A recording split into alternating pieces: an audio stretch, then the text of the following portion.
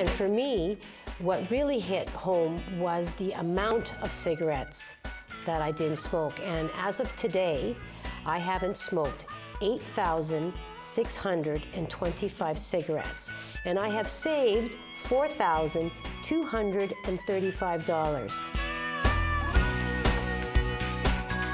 It's been proven that the single best way to improve your health is to stop smoking. Are you ready to quit? The Canadian Cancer Society and the Smokers Helpline programs can help you on the journey to be smoke-free. Joining us today is Naomi McNeil from the Canadian Cancer Society's Smokers Helpline program, and Susan, who has used the Smokers Helpline program, and we'll find out how it's helped her to quit. Welcome, both of you. Thank you. Thank you. Naomi, can you tell me a little bit about your job at the Canadian Cancer Society and what is the Smokers Helpline? Sure. So I'm the regional coordinator of the Smokers Helpline for the East Region of Ontario, and I promote the services that we offer, that the Canadian Cancer Society offers for people trying to quit smoking. So we have different services available. We have our phone line, so Smokers Helpline, and our online service, as well as text messaging. So people can get in touch with us numerous ways. Our phone number is available on all cigarette packages, so if people just look on that and they need help quitting, our phone number is available, and they get in touch with a quit coach who helps them make a personalized quit plan, discusses their smoking behavior, and basically gives them support and help the way they need it to quit smoking. Our online service as well is an intervention, so it helps people quit smoking, and we have a text messaging service, so text I quit to 123456, and they instantly get text messages back of the supportive nature. What percentage of tobacco is responsible for cancer? So tobacco causes over 30% of all cancer deaths in the country, as well as 85% of all lung cancer deaths. So it's really prevalent still, and the Smokers Helpline is helping people quit. Welcome, Susan. I know you've used Smokers Helpline, but I want to ask you this question. When did you start smoking? I started smoking when I was about 16. My dad smoked, and my mother didn't, but my dad smoked. So what I did was I stole a few cigarettes out of his pack, and a childhood friend of mine, and we had gone to the golf course under the big tree, and we decided, let's try these cigarettes. So we were practicing inhaling and coughing, and it was sort of a bad thing to do, and it was kind of exciting. So we ended up buying a pack together, and then that kind of progressed to as we got older, we'd dress up and we'd put our hair and our makeup on, and we'd go downtown and we'd go to the restaurant and we'd have coffee and we'd smoke our cigarettes, because you could smoke back then in the restaurants. And we sort of felt cool and feminine and with it. And then what happened is it kind of progressed into a pack a day when I was about 20. And I worked at a job where you could smoke in the office back then, and I'd have a cigarette going at the front counter, and I'd also have a cigarette going in the back counter. So then it sort of progressed into a habit, and then it got into an addiction. But tell me why you decided to smoke in the first place when you were 16. What was the big draw? The big draw was because I thought I was cool. It was made you feel older. It made you feel neat.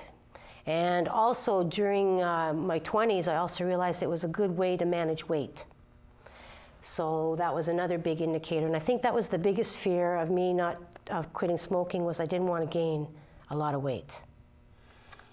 How hard was it for you to quit?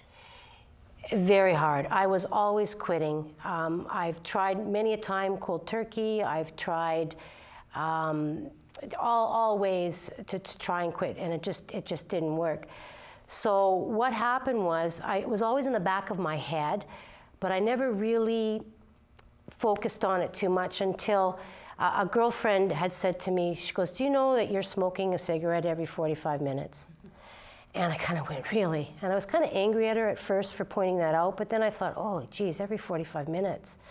And then what happened was I was sort of thinking, okay, I started smelling, and people were complaining about how I smelled, because I hung around with people who were all non-smokers, most, and they would complain about, or like, do you have to go have another one? And it got to a point where, okay, I started becoming a polite smoker, like away from everyone. And then I decided to write down why and when I smoked, and what emotion.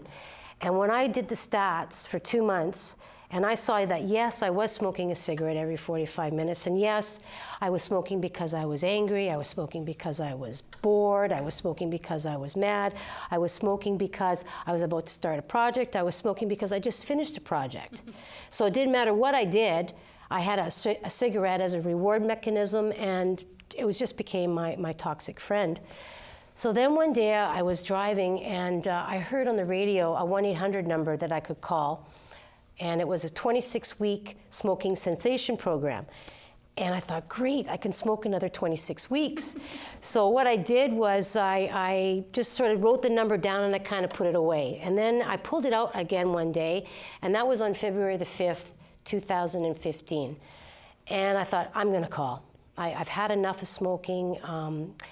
I looked in the mirror one day, and I thought, you need your sparkle back. I was a total slave to this cigarette. Didn't matter what I did, my whole life sort of circled around when I could have my next smoke. So I decided, that's it, I'm done. So I called the 1-800 number, and I got a Kingston gal in Kingston. She goes, oh, that program is happening in Napanee. Here's the phone number for Napanee. And you live in Napanee? Yes, I do. That was... Yeah, so it was convenient for me. So I called in Napanee, and the gal that answered the phone said, well, we can send you to a nurse at 5 o'clock today. Would you like the appointment? And you said yes. I did. So Naomi, I just want to go back, because Susan said a couple of things about being the polite smoker, being that person that moved away from her friends who were non-smokers because they didn't like the smell. We know that there are things that can develop from standing beside somebody who actually smokes.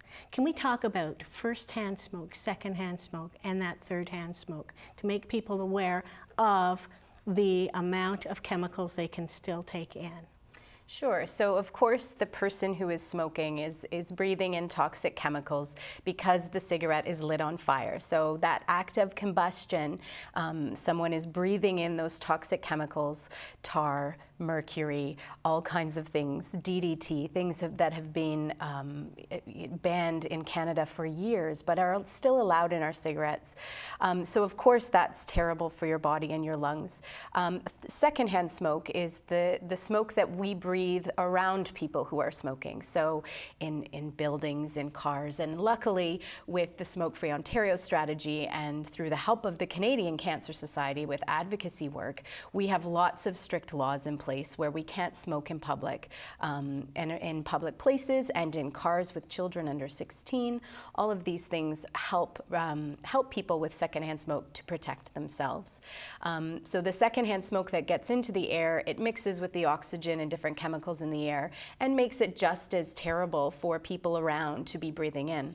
The other way that we can get some of these chemicals into our body is called third-hand smoke, and it's not known as much in public, but it's the actual residue that's left on carpets, on drapes, in furniture, and on people's clothes once they've had a cigarette, for example, and then come inside and perhaps they're holding a baby or a toddler. So toddlers and babies are most susceptible, as well as pets, because they have small organs, and they're going to actually ingest some of those toxins from our clothes and rugs and furniture because they're on the floor and they're putting things in their mouths.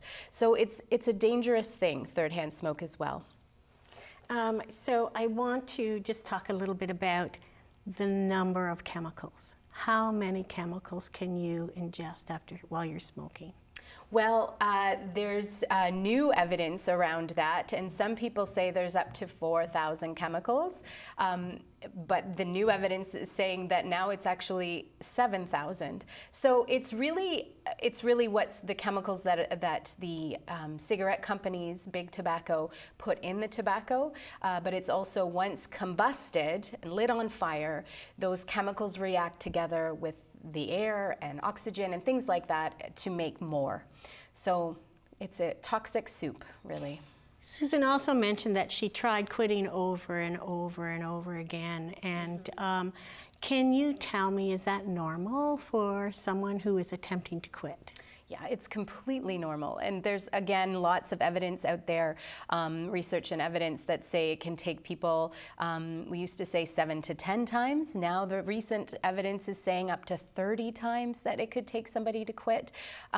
It really depends on the person. It depends if they've prepared and they've gotten support in their past quit attempts. And like we were saying before, we just don't want to quit quitting. If it doesn't work the first time, then adjust what you've done and talk to somebody, get professional help, or Smokers Helpline online or something, and assess your behavior and see what worked, what didn't, and just keep trying.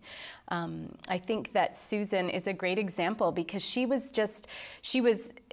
had tried quitting numerous times, but then she assessed what worked and what didn't. And when she was ready to quit, she was preparing. And that is a key thing, that she was writing down her smoking behavior and deciding when and where she was smoking, what she paired it with. Was it coffee? Was it cigarettes? Was it when I was bored, when I was angry? Those things are really important to understand. So, Susan, tell me, because Naomi has mentioned triggers, what were your biggest triggers to make you continue to light up a cigarette? Mostly it was the first cigarette in the morning. That was progressing into more than one cigarette. And that was the biggest trigger for me, was going outside and having that first cigarette. Also would be after a meal. It would be going to places. I stopped going to places where I used to smoke because that would be an automatic trigger for me. I can go to those places now, but when I was first quitting, there was no way. The draw was too powerful. As far as other triggers would be if I was angry, I would let the emotion come up rather than go for the cigarette. Another trigger would be a place or a thought or a sound or all kinds of things. Once you identified those triggers, what did you do to move away from those triggers? Well, when I first quit smoking, I decided I wasn't going to tell too many people because I had quit before and failed, and I just didn't want to hear it, that I failed again. So I only told a few good girlfriends that I had quit, and I locked myself in my house. I stocked up on the oranges, and I stocked up on movies, and what I did was I decided not only did I have a physical withdrawal from smoking, I also had the psychological seduction and ritual with the cigarette that I had to break. And in order for me to break those rituals, I had to go under the patch because I couldn't quit cold turkey. I tried 1,000 times and I just couldn't do it. By day 2, I was back smoking. So being on the patch gave me the opportunity to really notice my triggers because I was getting the nicotine through for helping with the physical withdrawal, but it was the psychological. Like my smoking chair, I had to throw out my smoking chair. I had to remove all my ashtrays, all my butts. Thank God I smoked outside. I always smoked outside. And I didn't smoke in my vehicle, so thank God for that, because I've heard from other smokers who quit, they have to deal with the walls and cleaning their car out because of the smell. I was so lucky that I decided to smoke outside. What else I did was I decided I had no sleep schedule, and I wasn't going to put any pressure on myself, and whatever came at me with this quit, I was going to handle it. And so when craving came, I would wait till the craving passed. I was drinking water, I was doing oranges, I was trying to mix up my routine. So rather than going out and having my cigarette first thing in the morning, I'd go out the back door and just stand there. I was so programmed to going outside that a couple times I found myself dressed with my winter coat and my boots on, standing outside, realizing, oh, I don't smoke anymore. That's how programmed you are in your routine. So breaking the routine and doing something different and just letting everything bubble up and just ride it out. So how long did you smoke for? I smoked continuously probably for about 35 years, a pack a day. Okay. You mentioned a patch that helped you. What patch was that? Well, when I went to see the nurse at the public health, we talked for 45 minutes about my smoking, and we figured out the best thing for me to use would be the patch. There are different methods to help you to quit smoking, but in my case, the patch was the best. So it was provided for free, and we decided it would be best that I do the 21 milligrams for 2 months, and I ended up on the patch for over 5 months. And I dropped down gradually because I really had to break the psychological part of smoking, not just the withdrawal. That's why I stayed on the patch. Every 2 weeks, I went to see the nurse and we talked about my progress and how I was doing, and she'd check up on my symptoms. And I felt accountable to her. It was really good because I felt, okay, she's supporting me in my quit, and I was also using the Smokers Helpline. So with her and the support of the Smokers Helpline and the quit coaches on Smokers Helpline, I was on my way. Let's talk about the patch a little bit more, Naomi. Tell me how it works.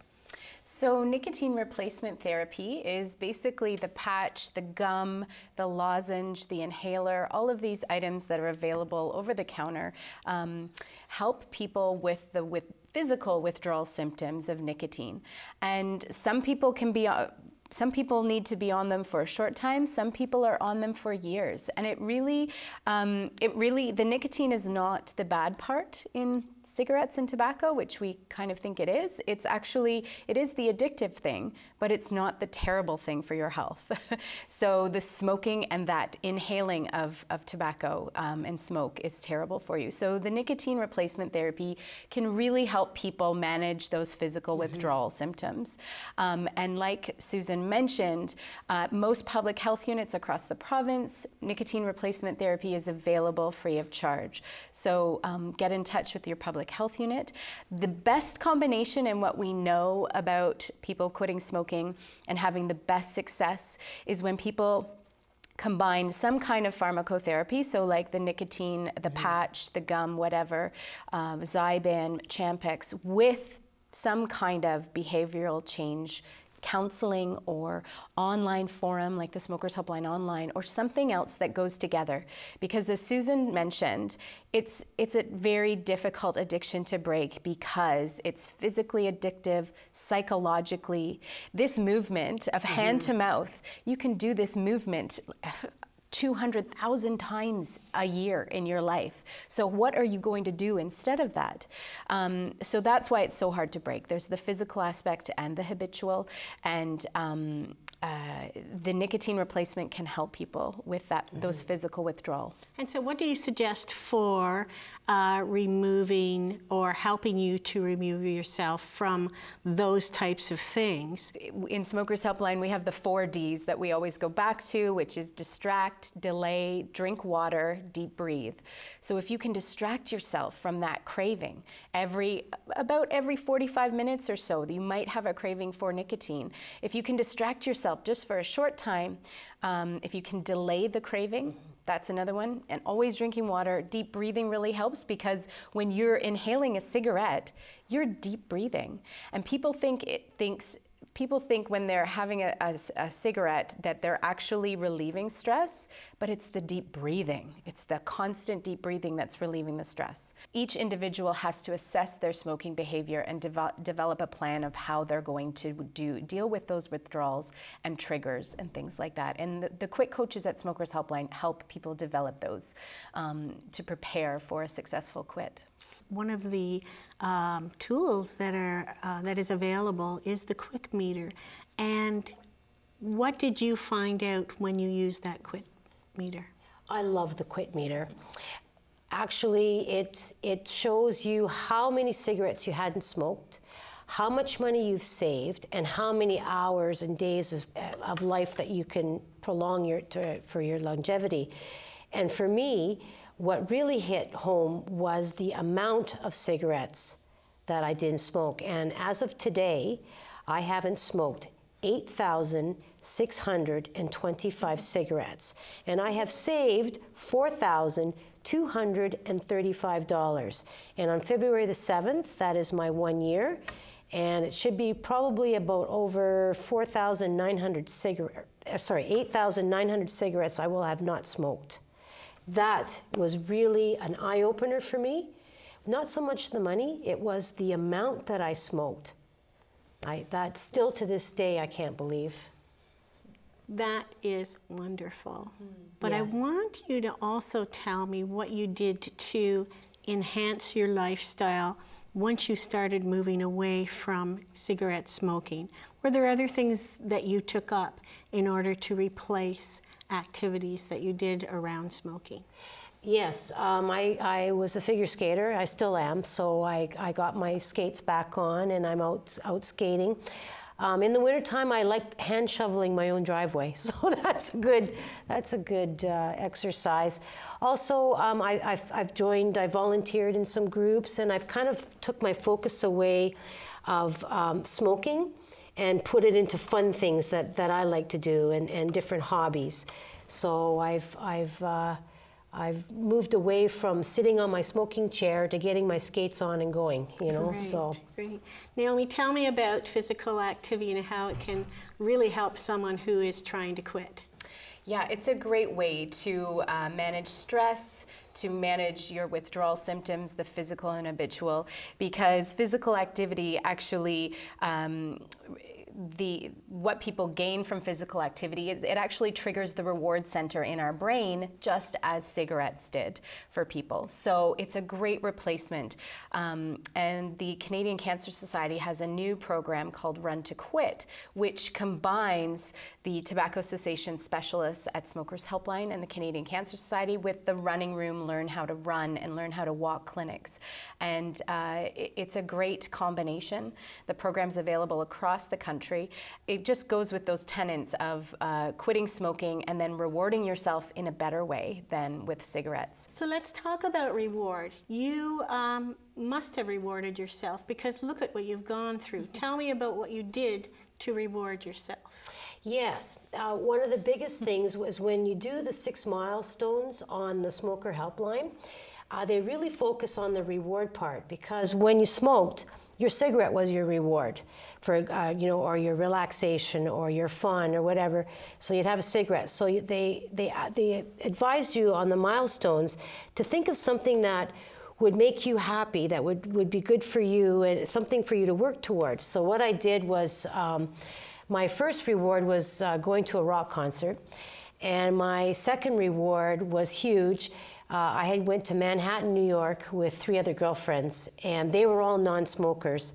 And so we did that. And the best part of that whole trip was that I was a non-smoker, and I did a 5.5-hour train ride to New York City, and I didn't once think about having a cigarette, where if I had been smoking, I would have been, oh my God, where can I smoke on this train? What, Or if I'm in the hotel room, it's a non-smoking, I'd be down on the street smoking all the time, and I was able to enjoy my trip. So that was a huge reward for me. So you've been on the Smokers Helpline program and used those tools. What are you doing on top of that now on that Smokers Helpline? Well, because January and February are big quit months, I'm back on there and helping the new smokers now that are trying to quit. And it's amazing because they ask questions on the chat line. And, through my experience and what I've gone through, I'm able to answer to them and say, yes, that's normal. I felt that. It's just a great way to support everyone, because I know how hard it was for me. And if it wasn't for that Smokers Helpline, because it's 7/24. So if I wanted to go on there at 3 o'clock in the morning, and as someone who's quit smoking, you're up at 3 o'clock in the morning. And so you could go online and you could read what other people have said, and you can go back and read all the information. You can get that support you need, that extra drive, because there's a group of you that you become very close with when you quit. And we all going through the quit together. Great. Naomi, I want you to talk a little bit more about the programs available for people who have tried to quit over and over again. Well, the Canadian Cancer Society, other than our Smokers Helpline regular services, so our online, our phone line, our text messaging services, we also have programs that are community-based. We work with partners to promote them. So I mentioned the Run to Quit program, which again is pairing quitting smoking with learning how to run or walk. And for successful people who do quit smoking during the program, the 10-week program, they're entered in a draw to win numerous prizes. So that's a great incentive, cash prizes as well as a car nationally. And people can go to runtoquit.ca to get more information about that. We have another great program called First Week Challenge Contest. This is where I think Smokers Helpline really understands people in terms of when and where and why they quit, because it challenges people to make a quit attempt at the first week of every month. So it's available all throughout the year. The first week of every month, people commit to making a quit attempt for 7 days, for 1 week. And that's all they have to do. And then they're entered in a contest to win cash prizes. So firstweekchallenge.ca is where people can register for that, or at smokershelpline.ca. Another program we have right now is a free trial offer of nicotine replacement gum. So people can be shipped right to their home a package of gum to try. All they have to do is call the Smokers Helpline or go online to register, and they can also get in touch with a quit coach who can tell them more about the gum and how to use it.